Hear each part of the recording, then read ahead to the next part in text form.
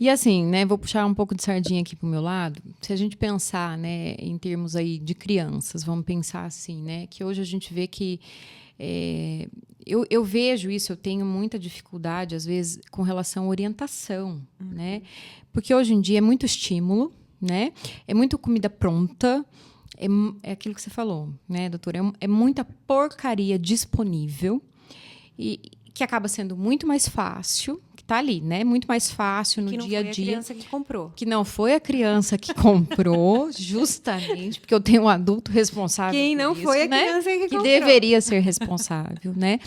Mas pensando, né, para eu na minha microbiota feliz, né, para eu construir isso ao longo da minha vida, o que eu preciso? Olha, a gente parou ali para almoçar e a gente vinha saindo para pagar. Eu juro para vocês que eu falei para Letícia assim: meu Deus do céu, quanta porcaria ao nível e aos olhos deles. Sim. Não dos nossos, porque os nossos passavam por cima de tudo. Mas estavam daqui para baixo. Mas também para os nossos, né? A gente olha ali. Olha, mas assim, muito mais a nível das crianças, É. né? Hoje a gente, como a Alina falou lá no começo, é muito importante a gente entender todos os fatores que levam a um desenvolvimento lá na frente. Então, a gente volta para isso. A gente sabe que a nossa microbiota, ela começa a ser composta ainda na gestação. Então, se a mãe tem uma microbiota ruim, claro que ela vai passar para essa criança uma microbiota de qualidade ruim, né? Então, o preparo antes da gestação é muito importante. Quem tem essa possibilidade de fazer, de se preparar metabolicamente, de organizar seu intestino, de fazer todo aquele trabalho, é extremamente importante. Mas, doutora, eu não tive, meu filho nasceu, e aí? Ele foi amamentado? Ele não foi amamentado? Como é que foi a minha apresentação alimentar para ele? Ela foi uma alimentação de qualidade? Ela foi colorida? Ela foi diversa? Né? Então, todos esses aspectos importam na construção dessa microbiota. Porque ela, da partir do nascimento, do parto, a via de parto importa. A gente já sabe que quando a gente passa pelo canal vaginal, a gente tem uma colonização de bactérias muito melhor do que quando a gente tem cesárea. Mas que tudo isso pode ir sendo moldado até os 2 anos de idade. A partir dali, dificilmente a gente vai conseguir mudar o seu padrão, tá? Então, a gente vai um pouquinho para lá, um pouquinho para cá e vai ajustando. Mas mudar, falar, eu vou dar lactobacilos, probióticos para mudar, não vai mudar, gente. O probiótico, ele não coloniza o seu intestino. Ele serve de alimento para quem você já tem ali, que pode estar numa quantidade menor, né? Então, eu vou ajustar isso tudo. E aí, as orientações que eu acho que a gente precisa olhar para nossa criança, para o nosso, vamos pôr, pré-adolescente aí, que tem uma grande gama, voltar a trazer comida para ele. Esse é o primeiro ponto. Muitos desses adolescentes não aceitam nada, né? Justamente. Até hoje, eu atendo... Claro que é uma questão diferente, porque aí eu já entro como um sinal e um sintoma, mas hoje eu atendo muita criança com transtorno de espectro autista. E eu estava estudando a respeito disso também, porque as crianças, muitas delas, apresentam seletividade alimentar. E isso vai impactar na microbiota intestinal também, Se você né? for olhar a microbiota deles hoje, o padrão deles é inflamatório.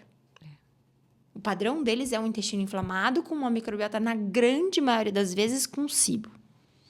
E aí, até não só o intestino, mas a produção de ácido clorídrico, tudo alterado. É tudo alterado, né? Então, mas assim, eu até brinco que outro dia na reunião da escola, a professora me falou assim, doutora, você não se importa do seu filho comer o lanche das outras crianças? Eu falei, não me importo, desde que não seja uma coisa frequente, que ele não faça isso todos os dias, né?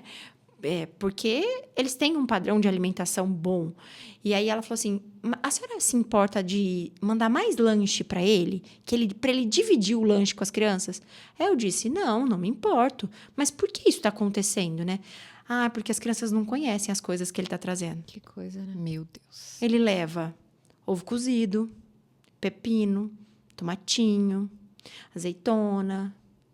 Comida de verdade. Comida de verdade. Mas eu ia falar exatamente isso. Eu acho que o segredo, Tamara, e que é muito simples, mas que a gente que eu digo, a maioria da população ainda não conscientizou, que o segredo do intestino lindo dentro do que a gente consegue, né, dentro dessa formação, é retirada do máximo de industrializados que a gente conseguir. Esse é o verdadeiro segredo, porque dentro da nutrição existem dietas, a dieta do Mediterrâneo, a dieta DASH, que a gente está falando desse eixo intestino-cérebro, né? Dieta Mind, dieta cetogênica. Todas essas dietas são lindas. E é sempre, eu tenho que olhar quem que está na minha frente, quem é o meu paciente. Para dieta baixa em histamina, né, doutora? Eu acho que Dieta Low Food Max. Isso, tem vários tipos de dieta, mas é dentro do diagnóstico que vocês vão dar, né, como médicos, que eu vou... E quem está na minha frente.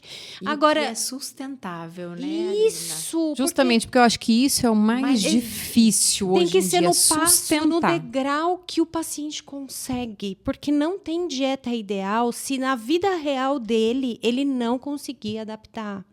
E aí... Não conseguir adaptar e manter. E não é só fazer, é manter. Talvez ele até consiga manter ali por 15 30, dias, 60, 90 isso. dias. Mas aí fica muito difícil. Mas aí depois ele fica insustentável Isso. e aí ele abandona. E aí a hora que ele abandona, ele já tá bom. Isso. Porque já deu uma melhorada, sabe? E aí a hora que ele volta muito pior. E dentro de todas essas dietas que eu falei, que são muito estudadas, né, nos estudos científicos que a gente estuda lá na faculdade, nas pós-graduações, a base é essa, é diminuir industrializado, refrigerante, não abre pacote, vai lá e descasca. Vai lá e pega a batata doce. Eu vou entrar no lado dela agora. Aí a mãe vai falar assim, ele não come. Justamente, porque é isso que eu escuto todos os dias. E a gente tem que disfarçar. Eu não atendo crianças especificamente, mas a gente tem que disfarçar. Tem que colocar beterraba no feijão, tem que colocar uma carne moída, um leguminho ali escondido na carne moída, né?